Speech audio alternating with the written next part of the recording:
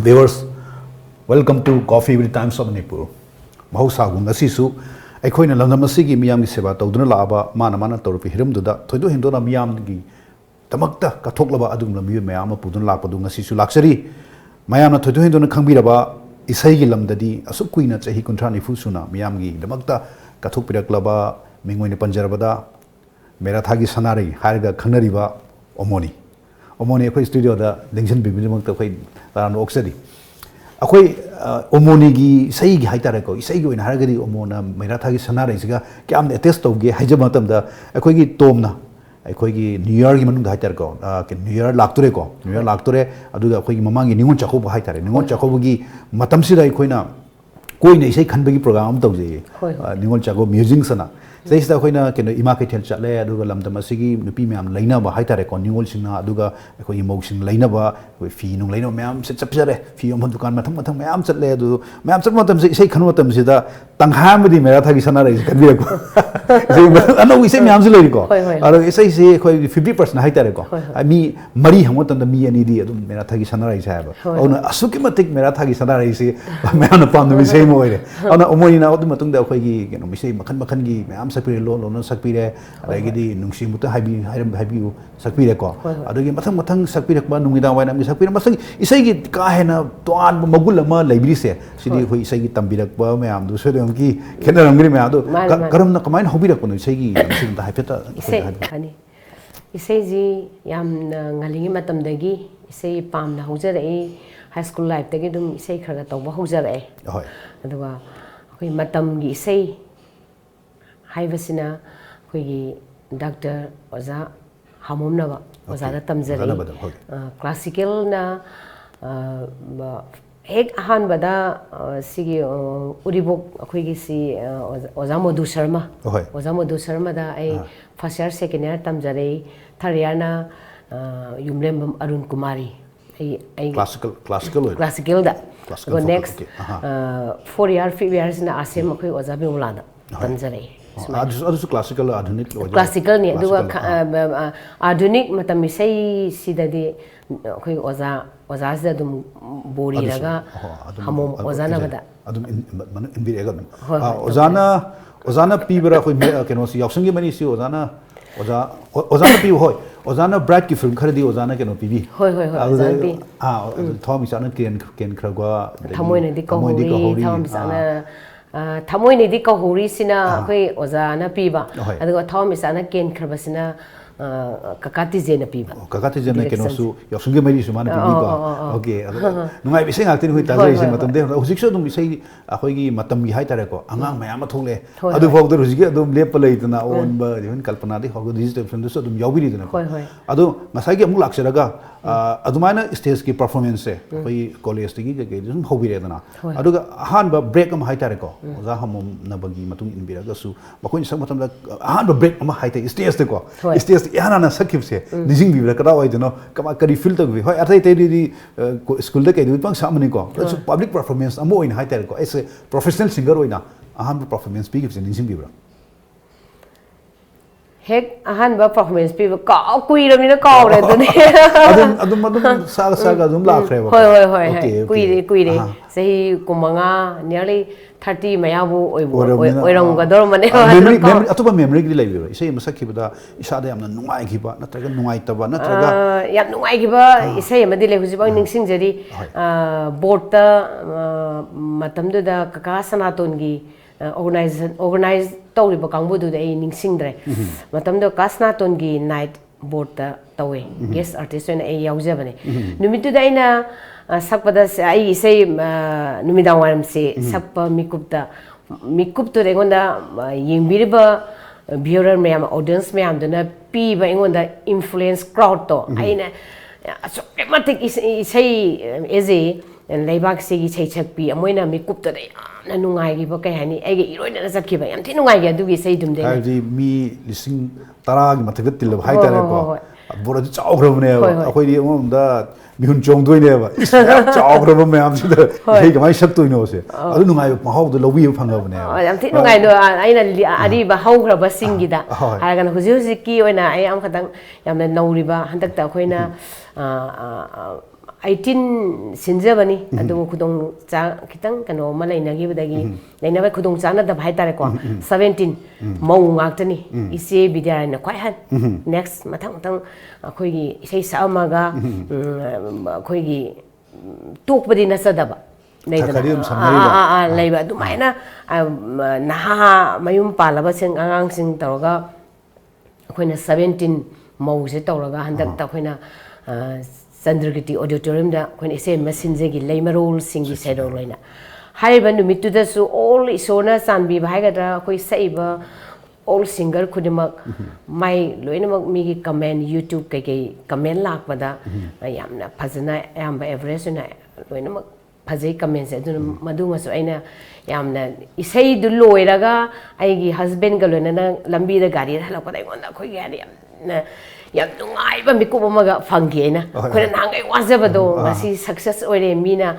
thawai tana thawai yauna mina yam appreciate tawna so yeng bi re haiba yam nungai ba sei eje lebak sigi sei chapi moina yam harau jaba miku du phangse sadi husband su pan bi re ko ai maram di kai no le adumba yam na huji bau do hai tare ko magi keno yaudun ni ngam pote ko ai gi nu pa gi support sidi mayam gi so masi leiba singer mayam su hujikti yam sa kholam ni na singer nu pi sing je mai nu pa na yam na support tawba se khoi na dum still huju dum ujare ado ai gi nu pa na ai gi dum tai sei gi lam ji da ka thok pi ba si de di ai di pok pa gi mai ya le na khali maram de ai gi ipuroi ba na ma ku phangjaba se ai di pok pa gi mai ya le maram asu ke mate mana isei sida ai gi magi service masa gi tawje du service tu na secondary thamaga ai gi isei na kai hani si program la pa se ai ngod gi mana na harau do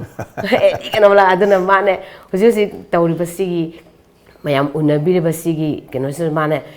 increase tawbi da harau na yam full support na sidi ado khai han han kai de go na bru ja no sidi MU da matam da mana department ama ina department ama mana thengna jagi ban university da hujiki Facebook ki matam di natre ado kam umoni na hobby da ko se hai tare ko koi ipam lam dam kai lam no da huji si yum permission na kai lam dra imai pa gi minga dot bak su ai gi real head ai gi pofam di singjami singa makha sanam pukri mapal liwarot sida poksabani adu laibak thiba haigadra babadi yamna nauna kaina khre aduga imagi mapam kai sampat si kai samthung laisom lera sida imai mapam ne aduna yam ngalinge batamdagi imagi matung inaraga khoi imai mapam se dum laisawi phare se dum yum dong adum leire adu kai sampas da ipam ni haire mayamna su khangna bi bada kai sampat ni ngoni haina khangna bi re khoi su amara laisai ngai do moni kai sampat ta gi aduga aigi aina yum panjari basina uribo kumanten de kai hoi nai ya khoi sidagi di mane ado mingdi ming habi ba yaro khoi ai puroi bagi ai husband gi mai laikai dana bobby sarga jairam ming se mane aduga mai certificate ke ke nimdana name dana konthojam khogendra okay is angang di kya gale isanu pa ma khakta ne ina puksa ba beket maru yam section da kala da salhan ning bara ta kari mase ai di mamang dai na radio talk lobada su ai thamoi asing badu ko ai na haijin na ba ai pamjade kala gi lamse ai na ai isa sa ai tahun ge habde ta senga khanjade maram de keno masi gi feel je yang why heba high politics ni masi opale dum hai adum khangna rangwani aduna karigum isa sina trace the fields ma pama ba eze magi feren amoina ai magi guideline tawbi badi tawbi ni do tawbi gani aduga aina isa sida nang sima tawne hana influence pi badudi never adudi mapadi mapasu samana na khanbi ba masu khan ga raina khan lai wa khan thamu ya mane bani wa khal la ya pe nang sida huji adu kano gadi hoi gi talent se ko mami di ta bo ye ma ai gi aina thabung ba gai pukta lai ning hai tare ko ada ai isona san bi da program jam satli ado hujik mane isei amangang ba matam da khoi sur jai ba any sur sai tan sai magonda talent layeba ado mana pambadi isai sakpadi pamde insu yengbada ma khogi drum pad kumba ma mathin ba jama pamba maleba ado mana pamaga de tahon bige magi hobby oizaraga su haina khale du pamdraga di ai bantu da kana insil loy adu di khwaidi ki hena hai tare ko mayam di husi panbi ba Merathagi Sanarei se hoi luhong mamang da sapi bana taga sida ina yang ngalinge matam da sakpane yang ngalinge matam da hoi adu kamaina masi kamaina la ki maram di mayam da ka hena pam bai sei mo oibni na ko sida khoi hena kitang khangjan mo hai tare sigi says na isi isona ingonda sanbi bhai tare masi aina buddhism da college da taminge da khoi ozazu buddha da lei ko do oza hamomna base ado buddhism college ki youth festival matam da inter college youth festival se sige ina buddhism college ki solo gi participant thok ta ya ro ena haire ada phare ena ai oza manaka sat pane matam da ada ozana adu di si October thazu oire mera thazu oire si sei je nang tambirage si sa oibe ma haidana ozana tambira sakpane ba adu matam da daw ya khangde mai pak ta ba haigadra daw ya da haigadra isai do first makti ta de adubu university ki daram hoji music college ta oza oiraga lei daram na first time ma hai oni nang na first time daram ina tar daram is the isai ji classical form oiba ado ai is na light music orga numitu da masigi sei university da aina adu ki performance pi ba hobda gi dum isai je maming sat pa hogre ba sanare na ai gi laibak lepsa ba isona ozana ai gi da tambi ba hai tare ko adumaina university za adumaina web leba duna daram sina oni nang first time ya de web se hai ba ina taro en daram jury sing je khoi gi classical actor su oiba adagi sei je ai sina nungsi be sei ni ro sei standard leba classic ki form sang de darang wis na hele matam do isang adum ya je ba daram no so aina second time one first time adu mingsat padi matam da isai si oina aina mayam haure ba sanare na admai dum isai je duragi khoi bo yog hori matam da khoi sanare loi bedei de khoi ki omonin aina khoi kano Manipur yom phum ayam hai ta ko loi toina omoni na gon kano to pho tobul da bu to gi na tawi am lai ko ra ga omoni nat ka thar mi ra program to matam sei gai ta de ara mungai pho web ma lei hai ta ga matam da so aduga loina loina khoi gi numidang wairamse na karam kanda numidang wairamse kano ne ai gi Merathagi Sanarei si ahan ba solo phongdinga da to pa na da matam da audio sanarami ko ada audio amma ra kano da kha yaure ko adu matung da ai gi solo ji namam dai sida ujiki numidang wairamse jo atopa audio ma de ai nangpa Kumarjit sapa mama sasu isai yamajana sai ai thabal dang aujabi haidba isai si mana side amada matam da ma sakpani masu ai aina lewa miyam da ai bu masak khangba moina sakhangwi bada suki matik mating pangba ai pokti pokmina de haiba bu pokminna ba madagi hena yamna ai gin haidi ma mathwai je thado ge haibagi stand the lep pa gi poni pani kumar ji sapam adai ai ipon me ibung pa real poksa de hai nai kai gum me kupta ai kok thok pa yawi man de moina sumaina kumar je lepi basa sukumi de mana isai gi lamjin lepi de malang na muanga won number matam da sumana full support ko chen dana tawdana mb cassette ka toraga adudagi mana puthok cassette ne ba numidang ram yaw cassette se ada mana isi ju phajai hedana isai ge ma ga ai ga khoi phan minna dana si hapana phani ga ai malang lambu ngaw base main toroga isai tarasi khara manam me khara mana ohana ge audio de hap to option toro mastering toro maina phongje gi bani full support ne ai phone ba si ka hana ma ana pam da bise mo oi ni na ningsing je bane ba ningsing je amu khangja ning se akhoi gi hawai gi matam di hai tare ko akhoi gi celluloid ki matam da isei tamjura di film gi se sakpa si celluloid yam tangam mi dana ko hai bari hujik ti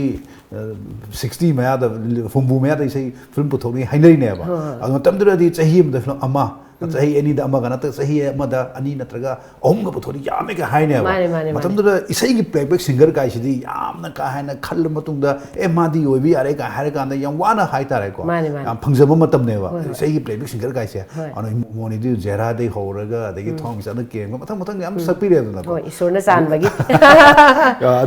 aduga loina na haija tare ko ma thuji gum chatharak pada film yam puthok ma matam hai tare ko huji film yam puthok na mo ke no matam sida si matam su dum leptanum sangbi sakpiri na kalpana di ke horaga adu nahawai gi hai tare ko nahawai khusak siga hujika khena base kyam ubi ge masidi yam thina khenare ramdi hujiki trends di fusion khoi gi western combination hai tar ko su dagi kai dagi thaina khoina sakla isna yam melody oiba indian classic form da jingsilaga sakpane hujiki sina korean dagi combine mayam pullaga thokre bi sei se aduna sei se sudumati nahalai khoina salakpa duga hujiki isei gi mong se am think khenare ta sar se ta da dum khang bi am be adu hujiki keno hai tare ko hujiki lam da chalo sakpi ne ko yum hum ayam da hujik dum sarpa chappa matam da bhabuki mindset sidi naha nasu ahan jlo yaudui ni na akoi gi hai tare akoi research kum bani ko akoi research kum da di hujiki akoi gi merathagi sanarei je mayam pam da se akoi khangjare ba ko adu maina akoi khare na changsan ba jaga da di ahan ha loi tin mafam da di hai tare ko masigi keno bhabuk ki keno si kamai to ge reaction sidi khara adum si kitang akoi gi bhabuk se hujik se keno ne akoi na matam Sam by say styles there. Masi tadraba haibasu taiba. Still Naha Oiriba sings the Su Young Makpa Isada Merathagi Sanarei zi Koigi tak Seniara Koigumba business Kalaga di Wakanzi Kalado. Koi Maka yam Tazadava Moina Kalapase. Oh. Si babuk si layeba haibadi hujiki sangsiliba isegi train se pura ngauroba babuk mayam su lay plus akhoina huji thaine de saksa reiba train se sida su ngauba naoiba angang nupi angang dagi pakhang leisam nap am layeba aduna bo akhoina ngasi bo mayam marta tindana nongmagi khara leidana yam toina heavy ne yawi haibadi ya de program se ko naoi barama adugudi manawi apote merathagi web tu mane ado khoina nong phadok sum mayam marak tinjaba sida dum akhoina sakjari bi sei adum mayam na nungsina pamna na tabi haibasimdi adum uba fangi akhoina sum adu karim kan da di akhoi gi classical hai se dum classical tama ba se isai am heirabni amrom da hai ta de ko isai gi lam da di loi hainari ni ko adu folk classical ga pullaga adu akhoi gi different genre ma am pullaga fusion gi matam ni hai na sida try ga tonung ba ga di laibidabra natraga kai gi plan ga di adum laibibra plan je adum laibazane dagi ai hujik ano ba preparation hujikani angang gi sigi fusion gi types rai sei number loijare picturation puthora agane yam tuna album gi ai gi pone pa toni mana to hole da mana yam ning jani sigi sei ju toni na maro ma ai na maro ma pakhat pa sakning isi ga isi sina sakla isi hai gi drangang sina wakhan se are toni sin so mo isi isi aina sawa ya tarak tradin ma ju khalamba ani duge sangdai bam sida vocal han banum sida lai khot ma saleba ai di khara ju isa je jolly oi yamna mingonda yamna kai hani yam lemba sa dang lai jam isa ge oina haina ja deba yam kai ani loina ba de mingon jam friend oi loina ba hai ta ne to li ka dong dunu khot na isa je vocal han le mana hai ba se aina sum isora san bi ba ga ta ba mana si hayu ma num ta ba ama isai lo kan isai full success ne yam thaja da nei sinang sai sak le ena aina mo pakhat padu ma hoji ki train sai yausin yaubang amroi dra hai badu ma adu ona taina badi sinang lai rame duna mana tahaning ba suru toni ni dra toni hoi gum bajina hoji kan chatli je toni ate another rahul mayam lai gra ada mana tawbasna mana di pen bi hoye du public ta heng aina Sinazaraba makeup to the Kadi talk to the Kandi. Come Kadi, I preparation is the lawyer already a vocal and handball and complete lawyer. Visual in Namdri, a Namnabagi plan those Krahauser. Okay. Ado hujiki hai tare ko. Sai sum tabirak mo tam hai tare ko. Radio te gadi adum Merathagi si radio dari thabra na traga atai radio te karam karam isai se ka amna pam na sakpi hi. Radio dadi say khaidem time mona ibadasu aige daw laibak haigadra say se akhoi nungsi nungon su say sapu de do sigi say khaidem time mona iba akhoi sem akhoi oza hamu muzana bana pan bane haidok la ninga sidi ningol gi punsi na koi ningol loi bi gi punsi se yumna sagai on khrani haibaga same say makta da nonginda 2013-14 adugi best female singer tajaki bai ada isai je khoi haisne nungsi nungon na taba dumaina na thai rap taw Merathagi Sanarei nungsi ngon di oide ba ko sumaina sumbogi type da ai gi laibak se pi brain khale ba ko adu se ju phajai radio da du adum khongbi degi awon ba film gi lakhini khanduna hojik toina thai ha ba sum ko koina sasabada public na dum haibi rei ite de ai waroubasu na se desu aina record sakrabani radio da adu waroubasu na se de didi ke Imphal gi ti baje didi adu su radio da sakrabani record ti lai khrabani adu waroubasu na che de se film da gadi film dari sakti ko do film sakte ma di didi ke Imphal gi song picture sanni ozana pan bani ai daw ya ba hai ai ge hamo khoi oza se aina su bori je adom aina su hai mi bani na waro na daba mikupu soina daba mi bu kana yauge adubu ai di kari goma mikup da khudakta waro bado kaubunga mi kari no ozana pan ba isei sur khaktana aina lisang se na chalokaza mirak tinba ngamme ba Merathagi Sanarei ozana pan bani Numidang wairamse ozana pan bani thabal de ai sana pan ja oh isa sun pan di ko adegi Numidang wairamse ozana pan bani waroubasu na sede ozana pan bani nungsi ung ta hairo ozana pan bani hoju still handak su didi ke Imphal gi akhoi gi yamung RK Amarjit yamung na tawbirak tana yamung na direction makhada hoju date 26 da number loisan doni song picture New York special program gi ozana pale isei do angang Roshan ne Gepilika haibro Gepila sorry mai mang je ta kaw haiba thokte ma ga to act tawe adu su isei do mayang sum ta bada phajei haido khangde ozana pala ga mai je pak poi ne so na I pb bhai tar ko na ozadi su ko ro re bunsi gi ate de kana gi makha de sapi rage ozati gen gi makha sai ti to na pan ba sai to ba thangjam na pan ba sai git na pan ba sai adu budi ko ta sur san na pan ba da ma ma sai sak pa gi di aiga sana zaru bahai ga da adu gi wani sak pa gi mayam thabal su habiri thabal dang ogje bisna ina pan isadi kyamuk pan bi ragi isai sur si de adum yamna palebu 50 adumai palam do male isa to sapi bra traga satri gadi labi bra satri ai yum pan ba no ringe de satra satri kha tambirame de isa no pa se yaw ba de ko adum aina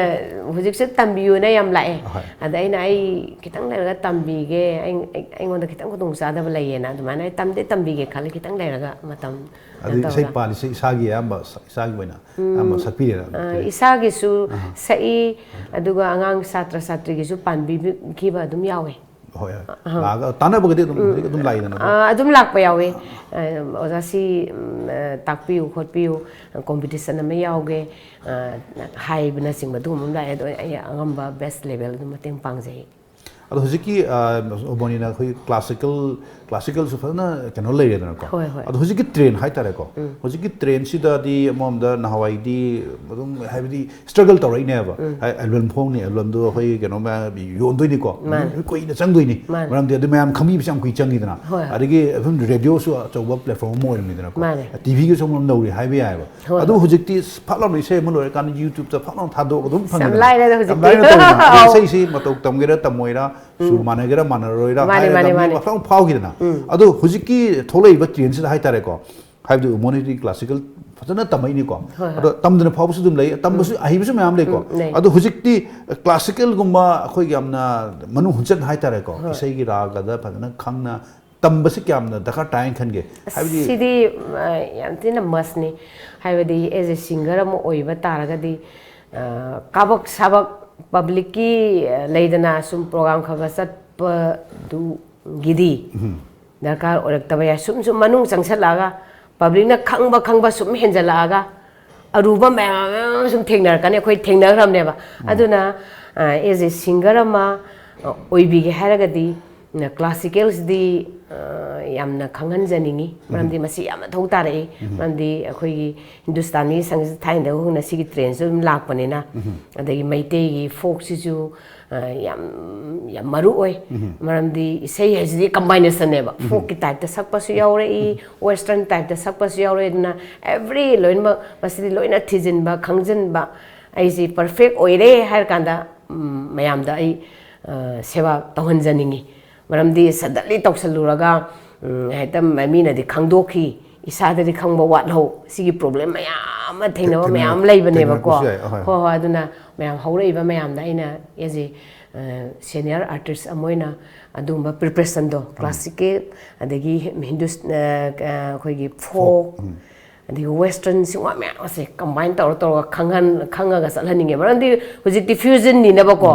ꯍꯥꯏꯕꯗꯤ ꯑꯩꯈꯣꯏꯗꯧꯅ Hindustani music ꯁꯛꯄ ꯅꯠꯇ꯭ꯔꯕꯅꯤꯅ ꯑꯗꯣ ꯂꯣꯏꯅꯃꯛ ꯈꯪꯍꯟꯖꯅꯤꯡꯉꯦ ꯑꯩ ꯋꯥꯈꯜꯗ ꯃꯣꯏꯒꯤ ꯏꯁꯩ ꯈꯔꯗꯗꯤ ꯑꯩꯈꯣꯏ ꯐꯣꯛꯀꯤ ꯃꯃꯤꯁꯨ ꯑꯗꯨꯝ ꯇꯥꯏꯌꯦꯕ ꯍꯣꯏ ꯍꯣꯏ ꯑꯗꯣ ꯐꯣꯛꯇꯤ ꯑꯣꯖꯥ ꯍꯥꯃꯣꯝꯅ ꯑꯗꯨꯝ ꯇꯝꯕꯤꯕ ꯅꯠꯇ꯭ꯔꯒ ꯏꯁꯥꯅ ꯇꯝꯖꯕ ꯅꯠꯇ꯭ꯔꯒ ꯑꯣꯖꯥ ꯑꯇꯩ ꯑꯩ ꯐꯣꯛ ꯇꯣꯉꯥꯟꯅꯗꯤ ꯇꯝꯖꯗꯦ ꯑꯩꯈꯣꯏ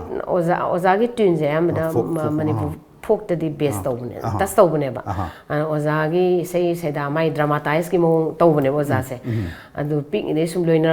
ꯂꯣꯏꯅꯔꯛꯄꯅ ꯑꯣꯖꯥꯒꯤ ꯃꯃꯤꯗꯣ ꯈꯔ ꯇꯥꯖꯕ ꯍꯥꯏꯇꯥꯔꯦ ꯑꯗꯨꯅ ꯑꯗꯨꯝ ꯇꯝꯕꯤꯕꯗ ꯍꯥꯏꯇꯥꯔꯦ ꯇꯝꯕꯤꯕꯗ ꯑꯗꯨꯝ ꯐꯣꯛꯀꯤ ꯇ꯭ꯌꯨꯟꯁꯦ ꯅꯪꯅ ꯑꯗꯨꯝ ꯆꯠꯄꯤꯔꯦꯕ ꯍꯣꯏ ꯇꯣꯉꯥꯟꯅ ꯑꯩ ꯐꯣꯛ ꯇꯣꯉꯥꯟꯅ ꯇꯝꯖꯗꯦ ꯍꯣꯏ ꯑꯗꯨ ꯑꯣꯃꯣꯅꯤꯅ ꯍꯥꯏꯇꯥꯔꯦꯀꯣ ꯑꯣꯃꯣꯅꯤꯒꯤ ꯏꯁꯩ ꯃꯌꯥꯝꯗꯤ ꯂꯩꯖꯔꯦꯀꯣ ꯍꯥꯏꯕꯗꯤ ꯊꯥꯕꯜꯁꯨ ꯑꯗꯨꯛꯀꯤ ꯃꯇꯤꯛ ꯃꯃꯤꯡ ꯆꯠꯂꯦ ꯃꯦꯔꯥꯒꯤ ꯀꯩꯅꯣꯁꯨ ꯃꯃꯤꯡ ꯑꯗꯨꯝ ꯆꯠꯂꯦ ꯑꯗꯒꯤ ꯅꯨꯃꯤꯗꯥꯡ ꯋꯥꯏꯔꯝꯁꯨ ꯂꯣꯏ ꯆꯠꯂꯦ ꯈ꯭ꯋꯥꯏꯒꯤ ꯐꯦꯚꯔꯦꯠ ꯏꯁꯩꯁꯦ ꯀꯔꯝꯕ ꯑꯣꯃꯣꯅꯤꯒꯤꯗꯗꯤ ꯐꯦꯚꯔꯦꯠꯁꯦ ꯃꯌꯥꯝꯅ ꯍꯥꯏꯕ ꯅꯠꯇꯕ ꯃꯌꯥꯝꯗꯤ ꯃꯦꯔꯥꯊꯥꯒꯤꯗꯤ ꯍꯥꯏꯖꯔꯦꯀꯣ ꯃꯌꯥꯝ ꯂꯣꯏꯅꯃꯛ ꯑꯗꯨꯝ ꯍꯥꯏꯔꯛꯑꯦꯅꯀꯣ ꯑꯗꯣ ꯑꯣꯃꯣꯅꯤꯒꯤ ꯊꯋꯥꯏꯅ ꯈ꯭ꯋꯥꯏ ꯈꯣꯏꯗꯥꯖꯕ ꯏꯁꯩꯁꯦ ꯏꯁꯥꯒꯤꯗ ꯀꯔꯝꯕꯗꯤ ꯑꯣꯏꯕꯤꯒꯦ ꯑꯩꯅ ꯏꯁꯩꯁꯦ ꯑꯩꯒꯤ ꯃꯌꯦꯛꯇꯨꯗꯤ ꯃꯇꯦꯛ ꯑꯃꯅ ꯖꯨꯀꯣ ꯂꯤꯂꯤ ꯁꯩꯊꯥꯕ ꯏꯁꯩꯁꯦ ꯑꯗꯨꯒ ꯑꯃꯅ ꯅꯔꯦꯟꯗ꯭ꯔ ꯅꯤꯉꯣꯝꯕꯝꯅ ꯏꯕ ꯖꯨꯀꯣ ꯂꯤꯂꯤꯒꯤ ꯏꯁꯩꯁꯦ ꯗꯥ ꯑꯣꯂꯦꯟ ꯍꯥꯏꯅ ꯑꯃꯅ ꯏꯕꯅꯦ ꯑꯩꯒꯤ ꯃꯇꯝꯗꯨꯗ ꯕꯤꯟꯗꯤꯌꯥꯅ ꯄꯨꯊꯣꯛꯈꯤꯕ ꯇꯥꯏꯇꯜ ꯁꯣꯡ ꯑꯣꯏꯅꯁꯨ ꯑꯣꯏꯈꯤꯕꯅꯦ ꯖꯨꯀꯣ ꯂꯤꯂꯤꯅ ꯁꯤ ꯏꯁꯩꯁꯦ ꯑꯩ ꯌꯥꯝ ꯊꯋꯥꯏ ꯈꯣꯏꯗꯥꯅ ꯁꯛꯈꯤ ꯑꯗꯒꯤ ꯇꯥ ꯅꯔꯦꯟꯗ꯭ꯔ ꯅꯤꯉꯣꯝꯕꯝꯒꯤ ꯃꯌꯦꯛ ꯄꯥꯇꯣꯝꯕ ꯊꯥꯡꯖꯝꯅ ꯄꯥꯟꯕꯤꯕ ꯁꯤꯃꯒ ꯕꯤꯗꯥꯏ ꯑꯃꯇꯪꯗꯤ ꯅꯤꯖꯅꯤꯡꯕꯅꯤꯅ ꯇꯧꯔꯒ ꯏꯁꯩ ꯑꯅꯤꯁꯦ ꯑꯩꯅ ꯊꯋꯥꯏ ꯇꯥꯅ ꯁꯨꯝ ꯁꯛꯆꯈꯤꯕ ꯍꯥꯏꯇꯥꯔꯦ ꯄꯕ꯭ꯂꯤꯛꯅ ꯄꯥꯝꯕꯤꯕ ꯄꯥꯝꯕꯤꯗꯕꯗꯨꯅ ꯂꯥꯏꯕꯛꯀꯤ ꯋꯥꯅꯤ ꯑꯗꯣ ꯑꯣꯃꯣꯅꯤꯅ ꯀꯔꯤꯒꯨꯝꯕ ꯀꯥꯟꯗꯅꯦ ꯑꯩꯈꯣꯏꯒꯤ ꯏꯁꯩ ꯑꯣꯔꯥꯏꯕ ꯃꯇꯝꯗꯅꯦ ꯍꯥꯔꯃꯣꯅꯤꯌꯝ ꯌꯥꯎꯔꯒ ꯑꯗꯨꯝ ꯇꯧꯕꯤꯕ꯭ꯔꯥ ꯅꯠꯇ꯭ꯔꯒ ꯆꯨꯝꯅ ꯑꯗꯨꯝ ꯏꯁꯥ ꯉꯥꯛꯇ ꯑꯗꯨꯝ ꯀꯩꯅꯣ ꯇꯧꯕꯤꯕ ꯑꯣꯔꯥꯏꯕꯤꯕ ꯋꯥꯈꯜꯗꯒ ꯇꯧꯔꯒ ꯑꯗꯨꯝ ꯌꯥꯎꯕꯤꯕ꯭ꯔꯥ ꯀꯃꯥꯏꯅ ꯇꯧꯒꯦ ꯍꯥꯔꯃꯣꯅꯤꯌꯝ ꯌꯥꯎꯗꯃꯛ ꯁꯨꯃꯥꯏꯅ ꯌꯥꯎꯗ꯭ꯔꯒꯗꯤ ꯌꯥꯕꯤꯗ꯭ꯔꯕ ꯌꯥꯏ ꯑꯗꯣ ꯍꯧꯖꯤꯛ ꯅꯍꯥꯟꯋꯥꯏ ꯑꯩꯈꯣꯏꯅ ꯁꯨꯔꯒ ꯄꯥꯟꯕ ꯈꯣꯠꯄ ꯑꯃ ꯇꯧꯕꯒꯤ ꯇꯥꯟꯖꯥꯗꯗꯤ ꯑꯩꯈꯣꯏꯁꯨ ꯍꯥꯔꯃꯣꯅꯤꯌꯝ ꯄꯨꯊꯣꯛꯑꯒ ꯑꯗꯨꯝ ꯑꯣꯔꯥꯏ ꯑꯗꯣ ꯍꯧꯖꯤꯛ ꯏꯐ ꯑꯩꯅ ꯏꯁꯩ ꯑꯅꯧꯕ ꯑꯃ ꯁꯛꯇꯣꯔꯦ ꯑꯗꯨꯗꯤ ꯁꯨꯔꯒꯁꯦ ꯍꯧꯖꯤꯛ ꯆꯥꯎꯈꯠꯂꯕꯅꯤꯅꯀꯣ ꯑꯩꯈꯣꯏ ꯑꯣꯖꯥꯐꯥꯎ ꯋꯥꯆꯞꯇ ꯊꯥꯔꯛꯑꯒꯦ ꯁꯨꯔꯗꯣ ꯁꯤꯅꯦꯕ ꯑꯗꯨꯗꯤ ꯋꯥꯆꯞ ꯊꯥꯔꯒ ꯏꯌꯥꯔꯄꯤꯁꯇ ꯍꯥꯞꯆꯤꯜꯂꯒ ꯇꯥꯔꯅꯤ ꯑꯗꯨꯅ ꯍꯥꯔꯃꯣꯅꯤꯌꯝꯒꯤ ꯄꯥꯏꯔꯒ ꯇꯥꯕꯒꯤ ꯑꯣꯔꯥꯏꯕꯒꯤ ꯀꯩꯅꯣꯒꯁꯤꯗꯤ ꯀꯌꯥꯕꯨ ꯇꯧꯗ꯭ꯔꯦꯕ ꯑꯗꯨꯕꯨ ꯅꯣꯡꯃꯒꯤꯗꯤ ꯑꯣꯔꯥꯏꯕ ꯑꯗꯣ ꯅꯣꯡꯃꯒꯤ ꯍꯥꯏꯁꯤꯒꯁꯨ ꯑꯩꯈꯣꯏ ꯐꯦꯃꯤꯂꯤ ꯄꯥꯜꯂꯝꯅꯤꯅꯁꯨ ꯑꯣꯔꯥꯏꯕ ꯉꯝꯗꯦꯕ ꯁꯦꯡꯅ ꯑꯁꯦꯡꯕꯗꯣ ꯑꯗꯨꯝ ꯍꯥꯏꯕ ꯐꯩꯌꯦꯕ ꯑꯗꯨꯗꯤ ꯑꯩꯈꯣꯏ ꯂꯣꯏꯁꯤꯜꯂꯛꯄꯗ ꯈꯪꯗꯣꯛꯑꯕꯅꯤꯅ ꯍꯥꯏꯕꯗꯤ ꯍꯥꯔꯃꯣꯅꯤꯌꯝ ꯌꯥꯎꯗ꯭ꯔꯁꯨ ꯀꯔꯤꯒꯨꯝꯕ ꯀꯥꯟꯗꯗꯤ ꯏꯁꯩꯁꯦ ꯑꯗꯨꯝ ꯁꯛꯏ ꯍꯥꯏꯕꯅꯤꯅ ꯑꯗꯨꯗꯤ ꯃꯦꯔꯥꯊꯥꯒꯤ ꯁꯥꯅꯥꯔꯩꯁꯦ ꯑꯃꯨꯛ ꯇꯥꯅꯤꯡꯕꯅꯤꯅꯀꯣ ꯃꯇꯦꯡ ꯈꯤꯇꯪ ꯉꯝꯕꯤꯌꯨ ꯑꯩꯈꯣꯏ ꯂꯣꯏꯁꯤꯜꯂꯛꯄ ꯑꯣꯏꯅ ꯈꯅꯥꯎꯗꯤ ꯌꯥꯝ ꯅꯨꯡꯉꯥꯏꯖꯗꯦ ꯂꯣꯛ ꯊꯨꯡꯒꯤ ꯃꯈꯣꯟꯁꯨ ꯃꯇꯦꯛ ꯑꯃꯇꯪ ꯇꯧꯖꯒꯦ ꯕꯣꯕꯤ ꯁꯥꯔꯥꯏꯕꯤ ꯌꯥꯝ ꯅꯨꯡꯁꯤꯖꯕ ꯑꯩꯒꯤ ꯃꯔꯨꯞꯅꯦ ꯕꯣꯕꯤꯁꯦ ꯑꯩꯈꯣꯏ ꯄꯨꯟꯅ ꯏꯁꯩ ꯆꯠꯃꯤꯟꯅꯔꯤ ꯅꯍꯥꯟꯋꯥꯏ ꯇꯧꯖꯔꯛꯀꯦ ꯃꯌꯥꯝꯒꯤ ꯃꯦꯔꯥꯊꯥꯒꯤ ꯁꯅꯥꯔꯩ ꯃꯔꯛꯁꯤꯗ ꯁꯅꯥ ꯂꯩꯕ ꯃꯅꯤꯄꯨꯔꯒꯤ ꯅꯤꯉꯣꯜ ꯄꯨꯝꯅꯃꯛ ꯃꯕꯨꯡ ꯃꯧꯄ꯭ꯋꯥ ꯄꯨꯝꯅꯃꯛꯅ ꯆꯥꯛꯀꯧꯖꯕ ꯊꯥꯁꯤꯗ ꯍꯔꯥꯎꯃꯤꯅꯣꯛꯀ ꯂꯣꯏꯅꯅ ꯃꯄꯥꯝ ꯂꯝꯗꯝꯗ ꯂꯥꯛꯆꯕ ꯊꯥ ꯍꯔꯥꯎꯃꯤꯅꯣꯛꯀ ꯂꯣꯏꯅꯅ ꯃꯄꯥꯝ ꯂꯝꯗꯝꯗ ꯂꯥꯛꯆꯕ ꯊꯥ Merathagi Sanarei Maraksida Sini na koi ari baga no bagi koi am khena ma phangba ubse instrument am boga na hai tar ko instrument matam dini instrument yo mo kholaga isai gdom hando ni tar ma happy ne ba instrument am bo yaw da na ekta live da sakpi ko ni ado isai mo thak pa yar ro adi maram di to do no pamani gra ba adi hujiki ano bi sai to bi na ko hujiki ano bi sai khoi gi keno gi new year gi special nambi sigulo na na khoi toni na to bi sai se mathang mathang karam hana sakpi ge ado adu su kitang tajani ying video mi am da request nei bo khanau se kitang lok thung bagi ngai sada matek matek tang tawjage ko taja buduni pamjari se didi ke Imphal gi new year special program hai tare rk yamung amarji ki direction makhada adu sei do hana matek nganjar ke tapki se aina lona noksaba nangna lana khanbiganu aina kena mauna satchaba aranba lambini khanbiganu nangtagini nahakini pumnama nangse aigini nangtagini aise nangini nangtagini